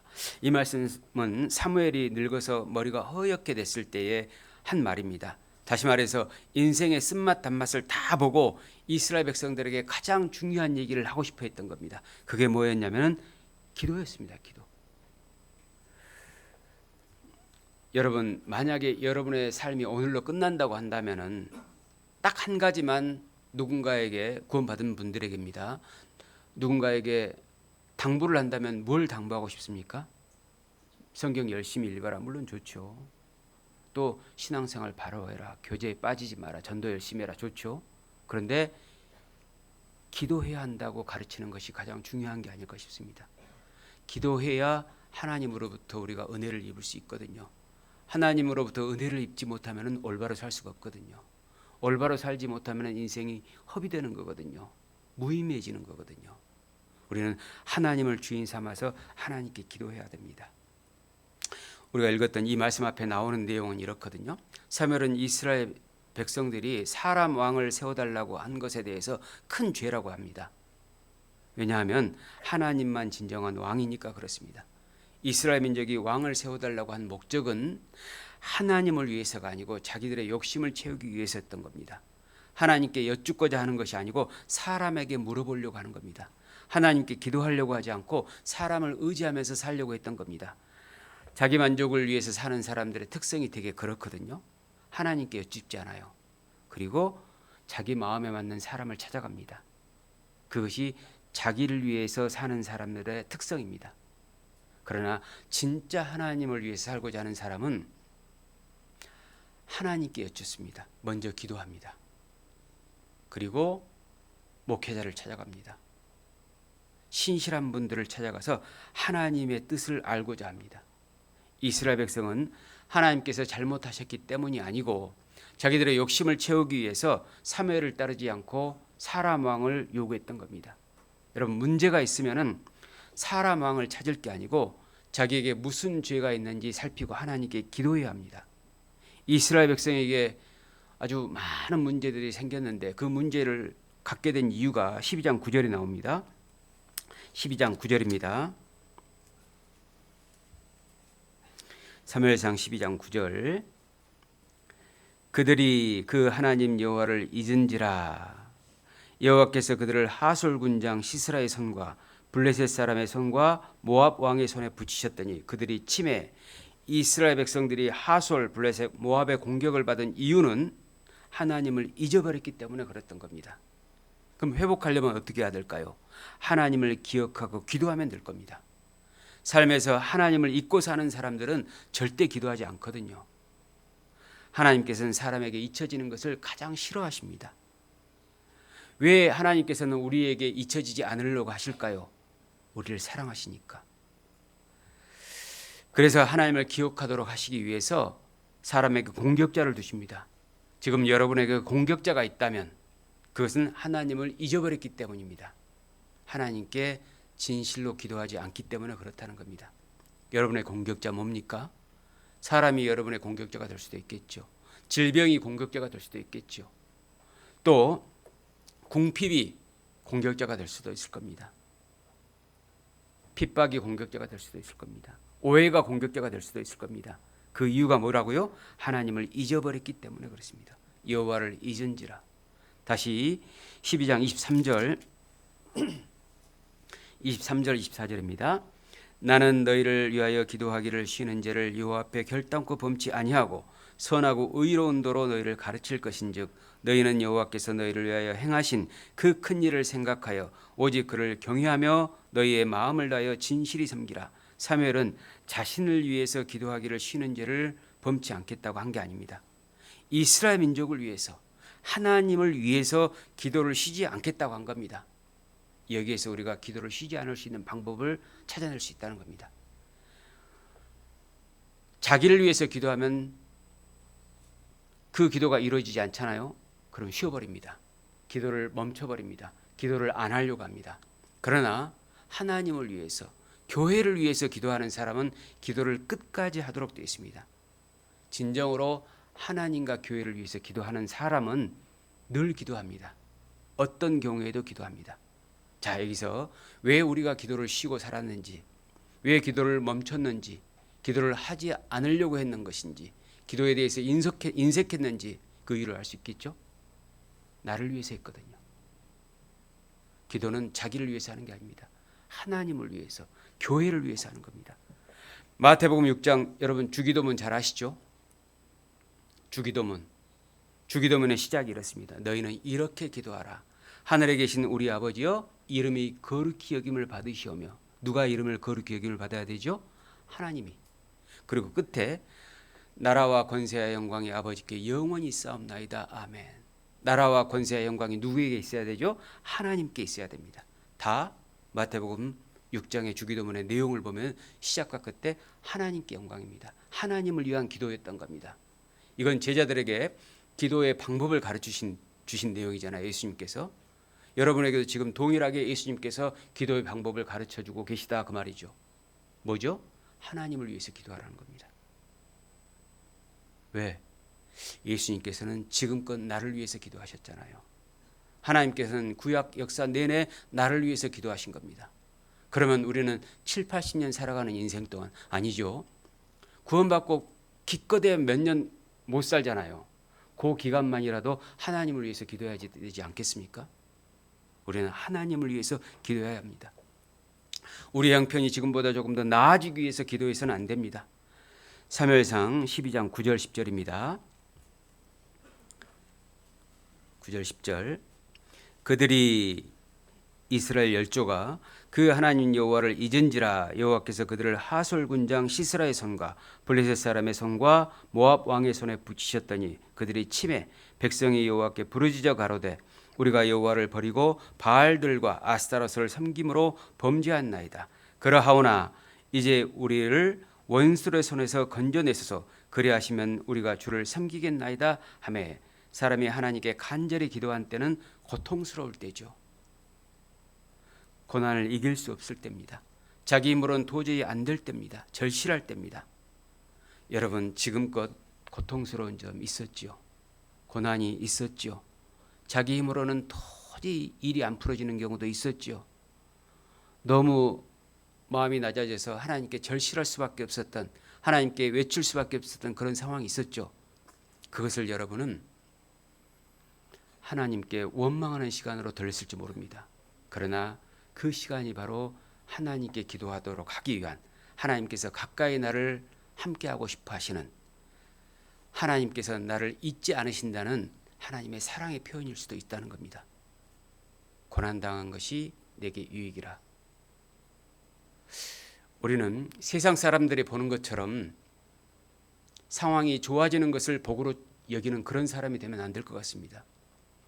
아무리 상황이 나빠도 내가 하나님과 함께 할 수 있다면, 하나님께 간절히 매달릴 수 있다면, 하나님께 절실할 수 있다면, 하나님께서 나의 주인이시라면, 하나님을 진정으로 사랑할 수만 있다면 괜찮습니다. 이런 마음을 가져야 되지 않을까 싶습니다. 기독교인 종교인들과는 우리는 달라져야 됩니다. 우리는 진짜 하나님의 사랑으로 구원을 받은 하나님의 자녀입니다. 하나님은 모든 것을 버리고 이 땅에 오셔서 나를 위해서 십자가에 피 흘려 죽어주셨습니다. 그러면 나는 뭘 드리려고 하냐 그 말입니다. 내가 가진 소유물을 가지고 하나님께 나아가십니까? 그러지 마십시오. 여러분 자신을 하나님께 드려야 합니다. 저는 얼마 전에 이런 생각을 해봤습니다. 내가 하나님께 잘하는 것이 뭘까? 내가 어떻게 해야 하나님을 기쁘시게 할까? 우리 그리스도인들은 다 그렇지 않습니까? 남은 여생을 오직 하나님의 영광을 위해서 하나님을 기쁘시게 하고자 살고자 하는 마음은 다 있지 않습니까? 나의 때를 위해서, 나를 위해서 살고자 하는 마음은 없지 않습니까? 그래서 내가 하나님을 위해서 살고 싶어 하니까 형편적으로 좀 나아지게 해줬으면 좋겠다. 조금 일만 좀 잘 풀어지면은 하나님을 위해서 더 열심히 살 수 있을 것 같은데, 이런 생각을 했던 적이 있었거든요. 근데 마음이 조금 달라졌습니다. 내가 망해서 하나님이 기쁘시다면 그렇게 하십시오. 여러분 우리가 흥해서 하나님을 기쁘시게 한다고만 생각하지 마시기 바랍니다. 내가 망가져서, 내가 하나님 앞에서 아주 비참하게 되어서, 그래서 하나님을 기쁘시게 할 수 있다면 하나님 나를 그렇게 하십시오 하는 것이 바로 주님과 같은 마음이지 않을까 싶습니다. 그렇지 않겠습니까? 우리는 세상에 있는 기독교인들과는 달라야 되지 않겠습니까? 구원받지 않는 기독교인들과는 우리가 달라져야 됩니다. 우리는 진짜 구원받은, 영원한 생명을 얻은, 하나님이 나의 진정한 주인이신, 천국 갈 소망을 가진 온전한 그리스도입니다. 그리스도인. 우리의 신분이 보통 신분이 아니지 않습니까? 그러면은 내가 예수님처럼 망가져도 좋습니다. 예수님은 완전히 망가졌잖아요. 십자가에 못 박혀 피 흘려 죽었으니까. 그러면 내가 인생을 살아가면서 몇십 년, 얼마가 남았을지 모르잖아요. 어떤 사람은 10년, 어떤 사람은 20년 또는 30년 남았겠죠. 40년 남은 경우도 있을 것이고요. 이런 상황에서 이 시간을 내가 온전히 망가져서, 나중 엎드러져서, 낮아져서, 부족해서, 연약해서 그걸 통해서 하나님께서 영광 받아주신다면 그건 됐습니다. 그러면 인생을 아름답게 산 거거든요. 그래서 여러분 상황이 안 좋아서 마음이 절실해지는 것, 오직 하나님만 보이게 되는 것을 슬픔으로 여기지 마십시오. 기쁨으로 여기시기 바랍니다. 하나님 감사합니다. 제가 하나님을 이렇게 간절히 찾을 수 있다뇨. 하나님이 저의 전부시라는 것을 알 수 있게 됐군요. 사람은 저를 늘 실망시키는데 하나님은 저를 실망시키지 않는군요. 하나님이 저의 전부입니다. 이런 마음을 가지고 살 수 있다면 행복으로 여기면 어떨까요? 사람이 나에게 잘해줘야만이 그것이 행복일까요? 사람들이 나를 알아줘야만 행복일까요? 아니잖아요. 하나님만 알아주시면 되지 않겠습니까? 그래서 여러분에게 절실한 상황을 만드는 것에 대해서 슬퍼하지 않는 그리스도인이 됐으면 좋겠습니다. 아브라함과 사라는 아들이 없어서 괴로웠잖아요. 그때 하나님께 부르짖을 수밖에 없잖아요. 욥은 모든 걸 잃고 살아갈 힘이 없지만은 끝까지 하나님을 향해서 눈을 들었지 않습니까? 하나님께 그 이유를 가르쳐 달라고 계속해서 얘기하잖아요. 그렇지만 하나님께서 답을 안 해주셔요. 우리가 기도할 때 하나님께서 답을 안 해주신 것만큼 답답한 일은 없지 않습니까? 근데 욥이 그랬습니다. 욥기는 42장까지 있는데 욥기 37장까지 하나님께서 이유를 설명 안 해주시거든요. 그런데 38장부터 하나님은 창조주이심을 나타냅니다. 그 말은 무슨 말일까요? 네가 어떤 오해를 가지고 있다 할지라도, 네가 어떤 환난에 있다 할지라도, 네가 아무리 이해가 안 된다 할지라도 나는 신이야. 그걸로 욥에게는 답이 됐던 겁니다. 여러분, 하나님은 신입니다. 하나님은 신으로서 나의 아버지입니다. 하나님은 자기 자신보다 나를 더 사랑하시는 분입니다. 그렇기 때문에 우리는 하나님에 대해서 실망할 이유도, 원망할 이유도, 불평할 이유도 없는 겁니다. 다 우리 소견에 좁기 때문에 그렇습니다. 우리가 너무 어린아이 같은 거죠. 우리가 너무 참 부족한 거죠. 하나님은 우리에게 절대 오해받지 않습니다. 우리에게 아무리 힘이 없는, 살아갈 힘이 없는 만큼 그 정도의 위기가 됐다 할지라도 그래도 우리는 하나님께 절실할 수 있다는 것에 대해서 행복해져 있어야 됩니다. 모든 상황이 안정이 돼가지고 하나님께 절실하지 못하는 것이 훨씬 불행입니다. 저는 예전에 전도인이 되기 전에 이제 직장 생활을 하면서 신앙 생활을 할 때였는데요. 이제 공직 생활을 했기 때문에 나름대로 안정된 상황 속에서 그리스도인은 뭘 큰 욕심은 없으니까 먹고 살고 집 있고 나름대로 평생 죽을 때까지 큰 문제 없으면 되니까 그런 마음 가운데에서 신앙생활을 했던 적이 있었거든요. 그러면서 이제 교제도 다니고 또 전도도 하고 이러면서 나름대로 신앙적인 자신감을 가지고 있었거든요. 나는 정말 주님을 떠나지 않을 거고 오직 나는 주님의 영광만을 위해서 할 거고 이렇게 생각을 하면서 나름대로 좀 안정된 마음을 가지고 있었던 것 같습니다. 그런데 나중에 알고 됐는데요. 그것이 꼭 신앙적인 자신감만은 아니었던 것이죠. 육신의 안정 때문에 또 나름대로 뭔가 건강도 있고 젊음도 있었기 때문에 나름대로 나는 변하지 않을 것 같은 그런 착각에 빠져 있었던 것은 아닌가라고 생각을 해봤습니다. 그런데 계속해서 이렇게 이제 살아가면서 하나님을 의지할 수밖에 없도록 만들어 가시는 그런 하나님을 보게 되거든요. 그것이 바로 하나님의 은혜라는 걸 알게 됩니다. 신앙적인 자신감은 없습니다. 그러나 하나님은 믿습니다. 내가 잘할 수 있는 자신감은 없습니다. 그러나 하나님은 잘해 주실 거라고 믿습니다. 그런 마음이 생겼습니다. 하나님은 나를 절대 포기하지 않으실 거라고 믿습니다.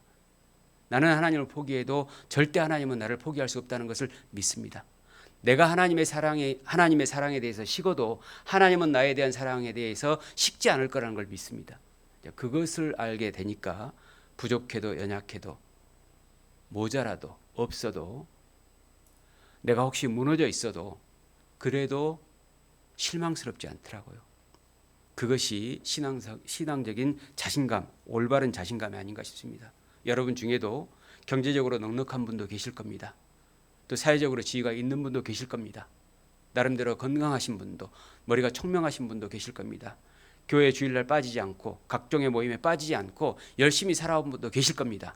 그러나 진정한 신앙적인 자신감인지 다시 한번 되돌아볼 필요가 있다는 겁니다. 내가 정말 모든 것이 없어져도 욥처럼 그래도 하나님만 볼 수 있는 것인지, 그리고 하나님에 대해서 원망하지 않을 수 있는 것인지, 하나님을 진정으로 끝까지 사랑할 수 있는 것인지, 하나님은 나를 버리지 않는다는 것을 믿고 살아가는 것인지 한번 되돌아볼 필요가 있다고 생각을 합니다. 예수님 당시에요, 제자들이 갈릴리 바다에서 풍랑을 만났잖아요. 그때에 예수님께 정말 간절히 부르짖습니다. 예수님은 그걸 원하셨던 것이죠. 그런데 놀랍게도 오병이어 기적에 있어서는 제자들이 예수를 믿지 않습니다. 요한복음 5장에 보면 오병이어 기적이 나오는데요. 요한복음 6장이죠. 오병이어의 기적이 나오는데 예수님을 믿지 않는다는 내용이 계속 나옵니다. 신기하잖아요.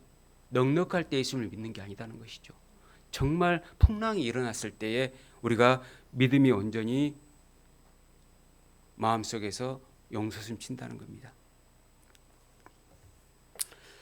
여러분, 우리가 이 세상에서 왜 이렇게 어렵고 힘든 생활을 해가면서 하나님께 간절히 부르짖어야 되는지 한번 생각해 봅시다. 아니, 좀 넉넉한 가운데서 그냥 모든 것이 편리한 가운데서 주님께서 모든 것을 조건을 만들어준 가운데서 주님을 위해서 열심히 살 수도 있지 않습니까?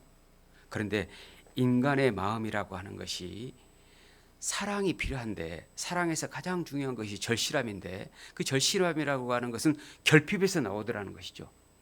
결핍이 있어야 그 결핍을 채워주기 위해서 상대방에게 매달릴 수밖에 없다는 겁니다. 우리는 하나님께 매달려야 되잖아요. 사랑해야 되지 않습니까? 그 결핍이 있어야 주님을 의지하게 하고 주님께 기도하게 한다는 겁니다. 이것이 주님께서 우리에게 가장 보고 싶어 하시는 모습이라는 겁니다. 그래서 여러분들에게 결핍이 있는 거 좋은 겁니까? 나쁜 겁니까? 좋은 겁니다. 하나님께서 우리에게 가장 아름답게 보시는 신앙 상태는 모든 조건이 갖추어진 안정된 상태가 아닙니다. 간절히 기도할 수 있는 상태입니다. 간절히 기도할 수 있는 상태를 하나님께서 그토록 원하십니다. 왜? 기도해야 우리가 거룩해질 수 있거든요. 거룩할 이유가 있을까요? 우리가 왜 거룩하게 살아야 되죠? 우리는 원래 신분이 거룩한 사람인데, 천국 갈 수 있는 거룩한 자가 된 건데 왜 우리는 구원받은 이후에 계속해서 거룩해져야 되냐, 그 말입니다. 거룩해야 하나님께서 귀하게 쓸 수 있거든요. 하나님은 죄와 조금 더 가까이 올 수 없잖아요. 우리가 거룩해야 하나님은 우리와 친밀하게 살아갈 수가 있는 겁니다. 사랑하시기 때문에.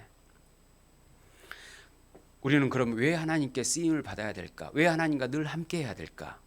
그래야 인생을 허비하지 않기 때문에 그렇습니다. 인생을 낭비하지 않는 것은 하나님과 함께하면서 거룩하게 하나님께 쓰임받는 것이 남는 겁니다. 저도 30몇 년간 이렇게 신앙생활을 해오면서요, 남는 것은 주님을 위해서 사는 시간밖에 없는 것 같습니다. 물질을 많이 드리지는 못했지만은 물질을 하나님께 드리는 것만큼 남는 건 없는 것 같습니다. 물질을 개인적으로 사용도 해보고 또 펜션에 놀러 가기도 해보고 해봤지만 다 부질없는 거더라고요. 조금이라도 있으면은 하나님의 복음을 위해서 내가 들을 수 있는 것, 그 총액만 남는 것 같습니다. 시간도 마찬가지겠죠. 모임과 교제와 그리고 말씀과 전도와 봉사와 이런 시간에 내가 조금이라도 드릴 수 있는 그 시간들이 결국에 인생에 남는 것 같습니다. 누가복음 12장에 보면은요, 부자 얘기가 나오죠. 이 부자는 아무 일도 하지 않고 평생 동안 모든 것에 넉넉하게 살 수 있는 자였습니다. 그리고 영원하 평안히 먹고 마시고 쉬고 즐거워하자 그랬습니다. 그때 하나님께서 하신 말씀이 있죠. 어리석은 자여, 오늘 밤에 내 영혼을 도로 찾으리니, 이렇게 말씀하십니다.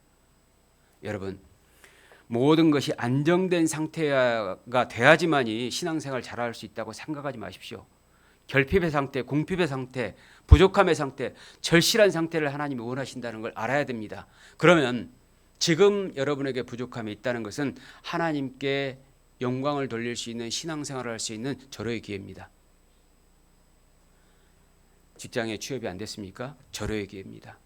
돈이 없어서 정말 궁핍해서 괴로워하십니까? 절호의 기회입니다. 몸이 아파서 도저히 교제 나올 수 없는 그런 상태가 됐습니까? 절호의 기회입니다. 사람들이 나를 핍박하고 괴롭게 합니까? 절호의 기회입니다. 하나님께서 원하시는 기회입니다. 가난과 질병, 외로움, 슬픔에 대해서 너무 가슴 아프게 생각하지 마시기 바랍니다. 쉬지 않는 기도를 통해서 하나님께서 우리에게 기쁨과 감사를 주시려는 하나님의 축복의 통로입니다. 계속해서 여러 가지 고난을 만나는 것은 쉬지 않고 기도하는 가운데 늘 하나님을 만나도록 하게 하시려는 주님의 사랑입니다. 인생이 좀 간당간당하지 않습니까? 저의 경우에는 그런 것 같습니다. 늘 간당간당해요. 모든 게 간당간당합니다. 육신적인 것도 간당간당하는 것 같고요. 또 시간적인 부분도 늘 간당간당하는 것 같고요. 물질적인 부분도 늘 간당간당합니다. 또 사람과의 관계도 늘 간당간당한 것 같습니다. 주님을 의지할 수밖에 없도록 만드시는 것 같습니다. 바울은 불안한 상태에서 감옥에서 고난 가운데 있으면서도 기도와 평강을 유지하는 사람이었습니다. 그러면서 빌립보 교회에 기도와 평강을 강조하는 편지를 보내지 않습니까? 우리가 아까 읽었던 빌립보서 4장 6절 7절 말씀이었죠. 아무것도 염려하지 말고 오직 모든 일에 기도와 간구로 너희 구할 것을 감사함으로 하나님께 아뢰라. 그리하면 모든 지각에 뛰어난 하나님의 평강이 그리스도 예수 안에서 너희 마음과 생각을 지키시라 그랬습니다. 그러니까 자기 염려에서 하나님의 평강으로 넘어가는 다리가 염려가 다 해결되는 게 아니죠. 걱정이 없는 상태가 되는 게 아닙니다. 쉬지 않는 기도의 상태가 그렇게 만든다는 겁니다. 여러분, 이제까지 염려하는 시간과 기도하는 시간 어떤 게 더 많았습니까? 염려하는 시간이 훨씬 많지 않았을까요? 내가 간절히 쉬지 않고 염려하던 대신 간절히 쉬지 않고 기도했다면 상황은 많이 바뀌지 않았을까요? 훨씬 더 우리의 신앙이 성숙해 있지 않겠습니까? 여러분, 기도하지 않는 사람은 아닌 듯하지만 늘 염려를 끌어안고 삽니다. 그런데 기도하는 사람은 아닌 듯하지만 늘 평강을 끌어안고 살게 되어 있습니다. 하나님께서는 내 일생에 단 한 번도 원망과 불평을 들을 만한 일을 하시지 않습니다. 내가 주님을 제대로 바라보지 못하고 있는 것뿐이죠. 이스라엘 민족이 출애굽한 이후에 끊임없이 원망과 불평을 하나님께 내어놓았던 이유는 하나님의 인도와 구원이 없었기 때문이 아니죠.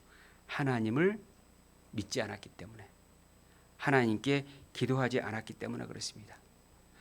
그리고 세 번째 마지막으로요, 신약 성경에서 항상 기도를 했던 과부의 얘기를 한번 좀 보겠습니다. 누가복음 18장입니다.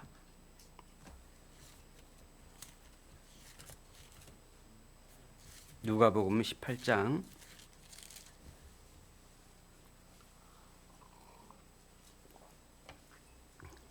1절입니다. 항상 기도하고 낭망치 말아야 될 것을 저에게 비유로 하여. 여기 보면은 항상 기도하고 낭망치 말아야 될 것. 항상 기도하지 않으면 낭망한다는 얘기잖아요. 그러니까 자기가 늘 낭망한다는 것은 기도하지 않고 있기 때문이죠. 자기는 늘 어떠한 상황에서도 소망이 항상 올라온다는 것은 항상 기도하고 있다는 증명이죠. 자, 그러면 여기 항상 기도하라 그랬는데 언제까지 기도하는 게 항상일까요? 언제까지? 8절에 그 답이 나와 있습니다. 원한을 풀어주실 때까지라고 했거든요. 그러니까 기도는 언제까지 하는 거죠? 들어주실 때까지 하는 겁니다. 그것이 바로 하나님을 제대로 믿는 겁니다. 기도를 멈추는 순간 그 사람은 이제 나는 하나님을 믿지 않겠다는 겁니다.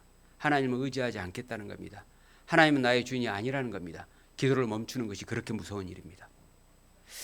18장 2절입니다. 가라사대 어떤 도시에 하나님을 두려워 아니하고 사람을 무시하는 한 재판관이 있는데 그 도시에 한 과부가 있어 자주 그에게 가서 내 원수에 대한 나의 원한을 풀어주소서 하되, 과부는 사회적인 약자였잖아요. 스스로 할 수 있는 게 많지 않았던 사람입니다. 다른 사람의 큰 도움도 기대할 수 없는 상태였죠. 그런데 여기에 나오는 이 재판관은 일반인을 무시하는 것을 넘어서 이 과부는 훨씬 더 무시했을 겁니다. 하지만 이 과부에게는 누구도 이길 수 없는 무기가 하나 있었습니다. 재판관을 이겨먹을 수 있는 큰 무기가 있었습니다. 그게 뭐냐면은 자주 번거롭게 하는 거였습니다. 불의한 재판관이 다른 사람에게는 아니어도 과부에게는 졌잖아요. 여러분, 하나님께서 우리에게 지시는 때가 있습니다. 그때가 언제냐? 쉬지 않는 기도입니다. 언제까지? 죽을 때까지, 이루어질 때까지 하는 겁니다. 하나님은 우리의 쉬지 않는 기도에 집니다. 야곱이 하나님과 씨름할 때도 환도포가 유골될 때까지 놓지 않았잖아요. 그래서 하나님으로부터 축복을 받지 않습니까? 그럼 이름을 이스라엘로 바꿔주지 않습니까? 하나님을 이길 수 있는 것이 바로 쉬지 않는 기도입니다. 왜 하나님은 쉬지 않는 기도에 지실까요? 다른 건 하나님 다 이기실 텐데 왜 우리의 쉬지 않는 기도에 지실까요? 사랑하니까 그래요. 사랑하니까. 하나님은 우리를 사랑하시기 때문에 우리의 끊임없는 기도에 결국에는 져주십니다. 그러니까 우리가 쉬지 않는 기도를 한다는 것은 단순한 행태적인 의미가 아니죠. 하나님, 나는 당신을 사랑합니다. 하나님 없이는 못 삽니다. 하나님만이 나의 전부십니다를 나타내는 바로 사랑의 몸부림이죠. 그 몸부림, 작은 몸부림을 하나님은 가장 크고 아름답게 보신다는 겁니다. 그래서 쉬지 않는 기도가 얼마나 중요하냐 그 말입니다. 4절입니다. 18장 4절.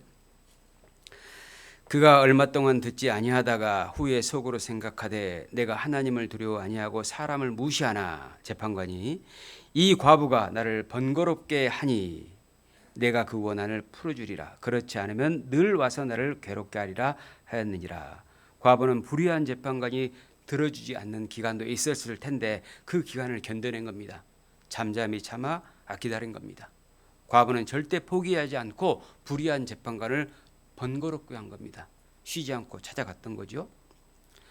여러분, 우리가 하나님께 늘 번거롭게 해드려야 됩니다. 하나님께 늘 기도해야 합니다. 여기 과부 얘기 다음에 바리새인과 세리의 기도가 나오거든요. 잘 아시죠? 바리새인은 스스로를 의롭게 여기고 살아가는 종교인의 모습이잖아요. 세리는 가장 큰 죄인으로서 죄를 통한 여기는 죄인의 모습으로 나옵니다. 그리고 그 다음에 어린아이들에 대한 말씀, 어린아이들이 내게 오는 것을 용납하고 금하지 말라. 하나님의 나라가 이런 자의 것이다. 이렇게 말씀하시거든요. 그 다음에 나오는 말씀이 부자 관원의 얘기가 나옵니다. 천국에 들어가는 것에 있어서 부자가 천국에 들어가는 것은 약대가 바늘귀로 들어가는 것보다 어렵다, 불가능하다는 거죠. 그리고 그 다음에 예수님께서 죽음과 부활의 말씀을 하십니다. 죽음과 부활의 말씀은 곧 복음이잖아요. 그리고 여리고 소경의 부르짖음이 나오죠. 사람들이 꾸짖어 잠잠하라 하는데도 끝까지 계속해서 예수님을 향해서 눈을 띄어달라고 부탁을 합니다. 그러니까 누가복음 18장에 이 과부의 번거롭게 하는 기도, 자주 찾아가는 기도, 이 모습은 바로 우리의 모든 걸 나타내고 있다는 겁니다. 간절히 계속 기도하는 자와 자기 만족에 취해서 하나님께 기도하지 않는 자를 비교해서 말씀하신 겁니다. 그리고 그 중심에 복음이 있다는 겁니다. 그러니까 복음을 깨닫고자 하는 자 간절히 기도할 겁니다. 또 복음을 실제로 깨달은 자는 오직 하나님께 간절히 기도할 수밖에 없는 겁니다. 그러니까 쉬지 않고 기도하는 자는 곧 복음을 깨달은 자입니다. 구원받은 자만 쉬지 않고 기도할 수 있는 자격이 있는 겁니다. 다니엘서 6장에 보면은요, 메대 왕 다리오가 자기 외에는 어떤 신이나 사람에게도 절하지 말도록, 섬기지 말도록 명령을 내리잖아요. 만약에 이 명령을 어기면은 사자 굴에 던져서 사자의 밥이 되게 하겠다고 금령을 내립니다. 그때 다니엘은 사자 굴에 자기가 던져질 걸 알면서도 예루살렘을 향해서 하루에 3번씩 기도하잖아요. 결국 다니엘은 사자 굴에 던져지게 됐죠. 그렇지만은 하나님께서 사자의 입을 봉하셔서 다니엘을 지켜주셨습니다. 다니엘은 사자들의 머리를 쓰담쓰담 해주면서 기호했습니다. 그런데 다니엘을 참소했던 그 사람들은 사자들이 이 굴 밑바닥에 사람들이 닿기도 전에 덥석 물어가지고 뼈까지 다 부서뜨려 버리잖아요. 다니엘은 하나님으로부터 최고의 보호를 받은 겁니다. 왜? 기도했기 때문에. 하루에 3번씩 예루살렘을 향해서 기도하는 인물이었기 때문에 그렇습니다. 환경과 조건 때문에 기도를 멈추는 것은 하나님의 사람의 모습이 아닙니다. 하나님의 은혜를 입을 수 없습니다. 하나님의 은혜와 보호를 원하는 사람은 반드시 하나님께 쉬지 말고 기도해야 합니다. 누가복음 22장에 보면은요, 예수님께서도 감람산에서 기도하시는 것을 습관을 좇았다고 하시거든요. 습관. 우리의 사람의 습관 중에서 대표적인 것이 뭘까요? 숨 쉬는 거잖아요. 우리는 기도가 습관이 돼 있어야 됩니다. 숨 쉬는 것처럼 기도해야 합니다. 평소에 숨 쉬는 것처럼 기도하지 않는 사람은 위기 상황에서 기도하지 않거든요. 위기를 항상 두려움으로 느낍니다. 그러나 평소에 쉬지 않고 기도하는 사람은 위기가 왔을 때 기도할 수 있거든요. 그리고 그 어려움이 기회가 될 수도 있거든요. 우리는 위기를 늘 두려워하는 감정대로만 살아가는 그런 사람이 되어서는 안 될 겁니다. 우리는 위기를 기회로 바꿀 수 있는 기도의 사람이 되어야 됩니다. 위기 순간에 걱정하지 않고 순간적 반사적으로 기도해야 합니다. 그런데 평소에 기도가 습관이 되지 않는 사람은 어떤 일만 있으면 자기 생각에 빠집니다. 그리고 다른 사람에게 질문합니다. 그리고 다른 사람들이 시키는 대로 하려고 합니다. 상황만 보고 모면하려고 합니다. 임기응변적으로 살아가는 겁니다. 근본적인 문제를 해결하려고 살아가지 않습니다. 우리는 늘 어떤 경우에도 상황이 문제가 생기면 탁 기도가 나와야 됩니다. 하나님 앞에 손을 모으고 무릎을 꿇고 간절한 마음으로 그 이유를 여쭤봐야 됩니다. 하나님, 이 상황은 왜 왔습니까? 그리고 이걸 통해서 하나님은 어떤 영광을 받고자 하시는 겁니까? 그러니까 내가 이 문제를 해결하고 풀고 싶어서 하는 기도가 아니고 이걸 통해서 하나님께서 무엇을 역사하고자 하시는지를 물어봐야 됩니다. 요셉은 형들의 미움을 받아서 애굽에 팔려갔지 않습니까? 그래도 기도하지 않습니까?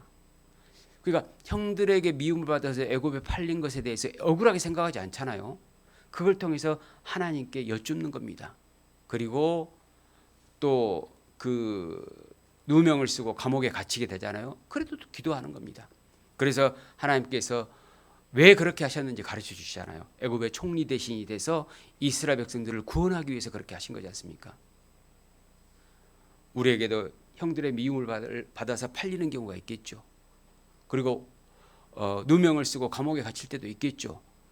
우리는 원상 회복을 목적으로 해서 기도하는 게 아니고 그걸 통해서 하나님께서 뭘 하고자 하시는지 우리는 여쭐 줄 알아야 됩니다. 위기 순간에 걱정하지 않고 늘 반사적으로 기도했던 대표적인 인물이 구약성경에 있는데요. 느헤미야라는 인물입니다. 느헤미야 2장입니다. 느헤미야 2장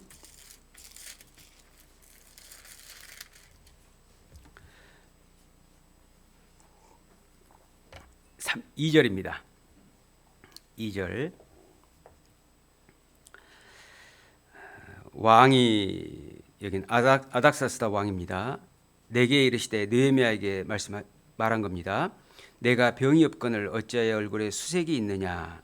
이는 필연 내 마음에 근심이 있음이로다. 그때 내가 크게 두려워하여. 이 수색은 근심하는 얼굴인데요. 고대 왕은 절대적인 권력을 가졌던 사람이잖아요. 그래서 기분이 나쁘잖아요. 그러면 사람을 죽이라고 명할 수도 있는 위치에 있었던 겁니다. 그런데 특히 이 느헤미야는 술 맡은 관원장이거든요. 왕의 심기를 늘 편하고 기쁘게 해드려야 될 책무를 맡은 사람이었습니다. 그러니까 왕 앞에서 인상을 찌푸려서는 안 되는 겁니다. 뭔가 표정이 바뀌어 있으면 그 술에 뭐가 들어있는지 의심사도록 하는 그런 위치에 있기 때문에 그렇습니다. 그런데 왕 앞에서 굳은 얼굴로 있었던 겁니다. 당장이라도 감옥에 갇힐 수 있는 위기 상황이죠. 3절입니다. 왕께 대답하되 왕은 만세수를 하옵소서. 나의 열조에 묘실이 있는 성읍이 이제까지 황무하고 성문이 소화되었사오니 내가 어찌 얼굴에 수색이 없사오리까. 그러니까 자기 문제로 수색이 있었던 것이 아니고 예루살렘 성에 파괴된 상태로 인해서 수색이 있었던 것이거든요. 자기 문제가 아니죠. 4절입니다. 왕이 내게 이르시되 그러면 내가 무엇을 원하느냐 하시기로. 같이 읽어보겠습니다. 내가 곧 하늘의 하나님께 묵도하고. 그러니까 위기 상황에서 즉각적으로 기도가 나온 거죠. 자기 생명, 자기 자리에 대해서 위기를 당하는 상황이기 때문에 냉정함을 잃을 수도 있는 상황이지 않습니까? 그런데 긴장하지 않고 하나님께 기도했던 겁니다. 평소 기도가 습관이 되어 있기 때문에 그런 거죠. 우리도 기도가 습관처럼 되어 있어야 됩니다.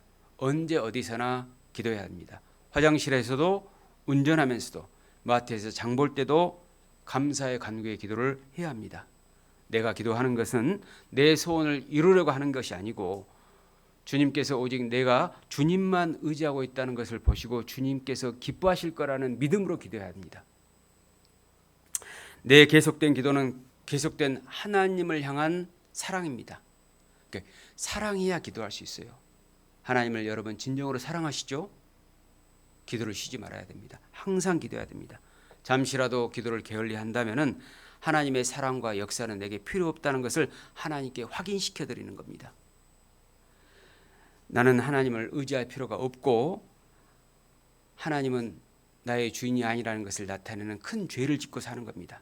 여러분, 시간 불문, 사건 불문, 사람 불문, 상황 불문, 항상 범사에 쉬지 말고 기도하시기 바랍니다. 기도하겠습니다.